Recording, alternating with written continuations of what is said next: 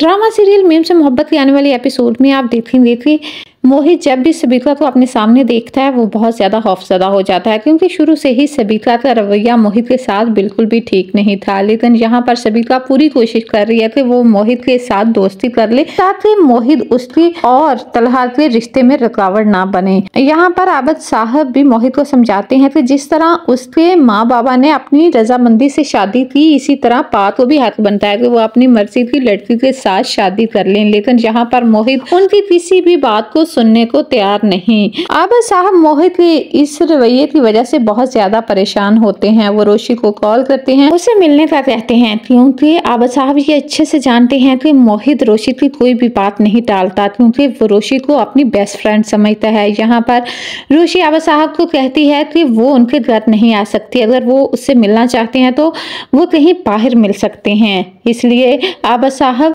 रोशी से मिलने बाहर रेस्टोरेंट जाते हैं। यहाँ पर जब रोशी आबद साहब का हाल अहवाल पूछती है और साथ में मोहित का पूछती है तो आबद साहब तलहा के बारे में बताते हैं कि तलहा ने शादी का फैसला कर लिया है और वो भी सबिता से, और इस दफा उसका फैसला अटल है। ये बात रोशी के लिए बर्दाश्त करना काफी मुश्किल होती है। तब रोशी उनसे कहती है कि जी मोहित ने उसे बताया था। तलहा सर जैसे बेकदरे इंसान सबिता जैसा साथ ही डिजर्व करते हैं। यहाँ पर आबद साहब उसे कहते हैं कि मेरी और मोहित की ख्वाहिश तो ये थी कि तुम हमारे घर आओ, और तलहा की भी। यहाँ पर रोशी जो कि बात को बदल देती है और कहती है कि उसका भी रिश्ता तय हो गया और जल्द उसकी भी शादी है। आबद साहब जिनको इस बात का अच्छे से अंदाजा है कि सबिता ये सब तलहा का साथ हासिल करने के लिए कर रही है, इसलिए ही उसने मोहित को भी कबूल किया है। इसीलिए वो तलहा को भी समझाते हैं कि वो बहुत गलत फैसला कर रहा है। लेकिन यहाँ पर तलहा किसी की बात भी सुनने को तैयार नहीं।